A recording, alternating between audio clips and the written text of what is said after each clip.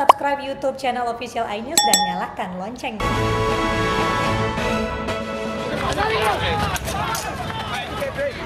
Tawuran antar pemuda pecah di Medan, Sumatera Utara menjelang buka puasa sore tadi. 150 anggota keluarga kru KRI Nanggala 402 mengikuti prosesi tabur bunga di perairan utara Bali.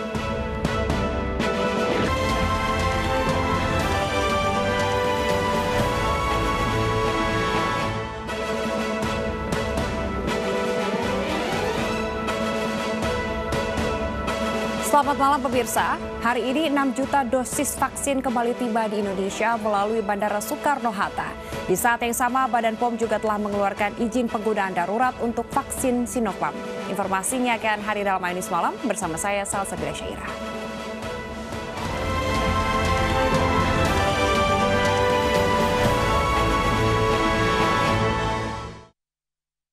Pemirsa, di informasi pertama, tawuran antar pemuda pecah di Medan jelang waktu berbuka sore tadi. Puluhan orang tua mengamuk saat polisi menangkap remaja yang terlibat tawuran.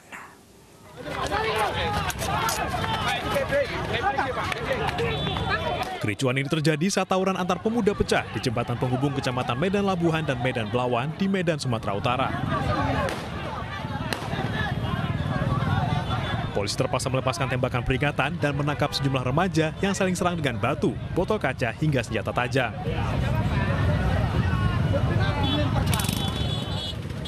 Aksi tawuran ini pun membuat lalu lintas di jembatan ini terhambat. Mereka tertangkap dan dikumpulkan polisi terus mengelak terlibat tawuran. Namun keributan tak juga berhenti meski para pelaku tawuran telah ditangkap. Sejumlah orang tua pelaku tawuran yang kebanyakan ibu-ibu ini terus mengamuk, menangis dan meronta-ronta meminta anaknya dilepaskan.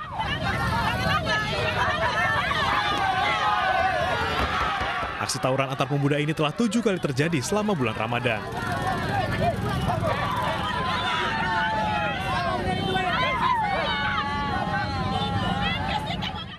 Dari Medan, Sumatera Utara, Yuda Bahar, iNews melaporkan. Berusaha menghindari pemotor, sebuah mobil minibus menabrak trotoar dan terbakar di Cimahi, Jawa Barat. Sopir dievakuasi ke rumah sakit karena mengalami luka bakar.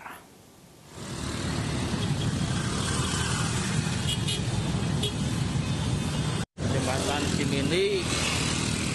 Sebuah minibus terbakar di Jalan Layang Cimindi, Cimahi, Jawa Barat. Diduga kecelakaan karena supir minibus menghindari pemotor ibu-ibu di hadapannya. Namun hilang kembali sehingga minibus menabrak trotoar dan terbakar.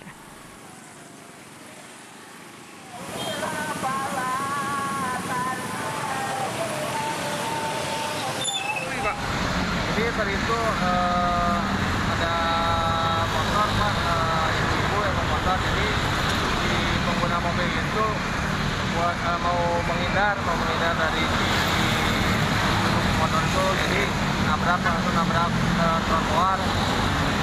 Jadi si mobil sempat nabrak trotoarnya itu, Pak, langsung meledak itu, Pak? Iya, langsung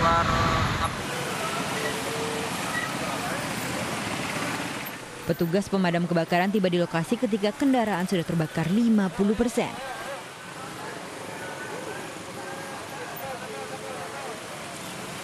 Supir bus yang terluka bakar dievakuasi ke Rumah Sakit Umum Daerah Cibabat. Dari Cimahi, Jawa Barat, Yuwono, iNews melaporkan.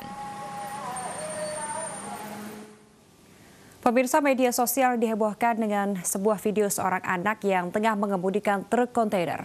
Polisi akhirnya menangkap sopir yang mengizinkan anak tersebut memegang kendali truk. Bro, narik kemana? Tasik, umur berapa? 12.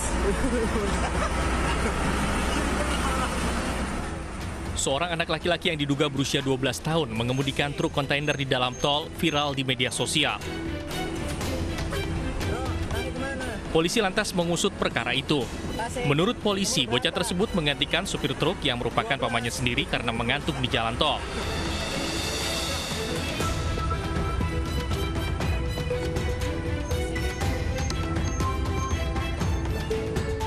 Karena Karena dinilai membahayakan, polisi akhirnya menangkap supir truk kontainer yang asli beserta kendaraannya.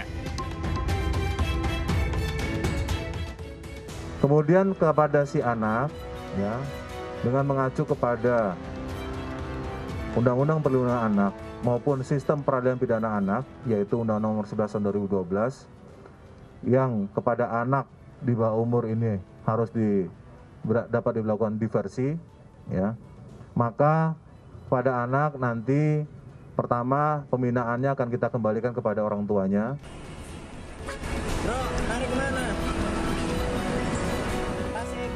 Peristiwa anak menyetir truk kontainer itu terjadi pada 2020 lalu, namun baru viral di Jagadmaya.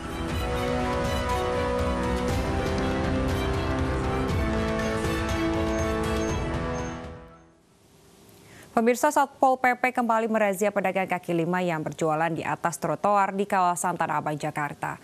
PKL menolak ditertibkan dan mempertahankan barang-barang mereka dari sitaan petugas.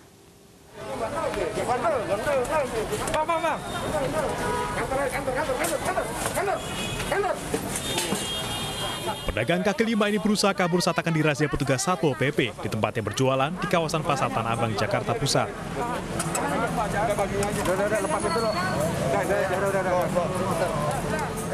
Mereka berusaha mempertahankan barang dagangan sehingga terjadi tarik-menarik dengan petugas.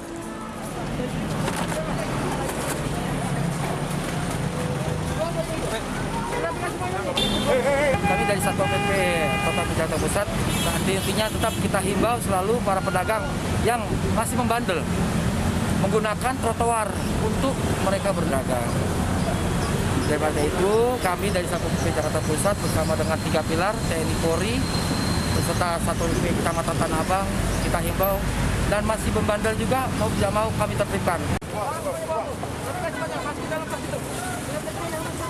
Seluruh area trotoar yang dikuasai pedagang kaki lima pun dirazia petugas.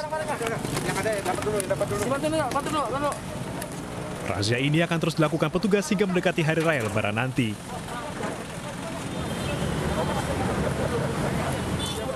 Dari Jakarta, Rani Sanjaya, iNews melaporkan.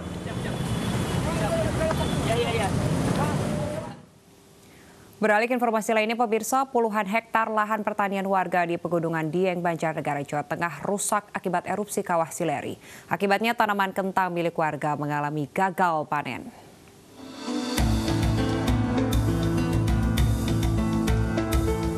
Hingga Jumat siang, kawasan Kawah Sileri di Pegunungan Dieng, Banjarnegara, Jawa Tengah masih ditutup untuk warga maupun wisatawan. Warga maupun wisatawan dilarang mendekat di radius 500 meter dari bibir kawah. Erupsi Kawah Sileri yang melontarkan material berupa bebatuan dan lumpur juga merusak puluhan hektar perkebunan kentang serta tanaman lainnya milik warga. Akibatnya petani mengalami gagal panen dan diperkirakan merugi hingga puluhan juta rupiah. Kalau sudah kena lumpur itu sudah pasti ya sudah dini itu sudah matilah gitu, nggak bisa tumbuh lagi. Hingga Jumat siang, pos pemantauan Gunung Berapi Dieng belum mendeteksi adanya aktivitas kegempaan di sekitar Kawah Sileri. Dari Banjarnegara, Jawa Tengah, Widodo Waluyo, iNews melaporkan. Pemirsa, tak ada kata terucap, hanya doa dan air mata yang mengiringi penghormatan terakhir untuk 53 kru KRI Nanggala 402. Seluruh anggota keluarga hanya bisa menyampaikan pesan rindu lewat taburan bunga di Laut Utara Bali.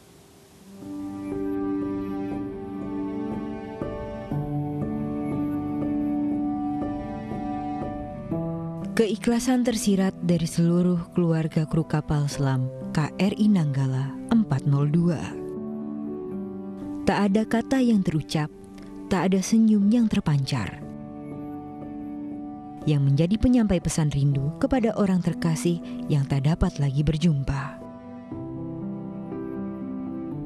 Di bawah pimpinan Kepala Staf Angkatan Laut, upacara penghormatan terakhir dan tabur bunga untuk 53 kru kapal selam KRI Nanggala 402 digelar di perairan utara Bali.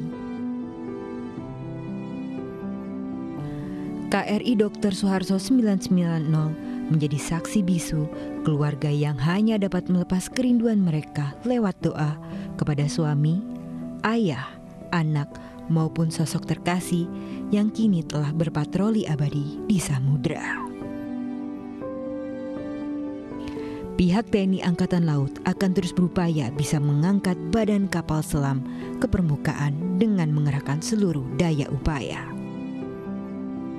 Kita akan tetap lanjut sampai kapal ini bisa terangkat semuanya. Ya, sehingga kita tetap menunggu bantuan maupun koordinasi dengan kapal-kapal yang memiliki kemampuan untuk mengangkat di kedalaman 838. 153 anggota keluarga kini telah melepas kepergian sang patriot bangsa untuk selama-lamanya.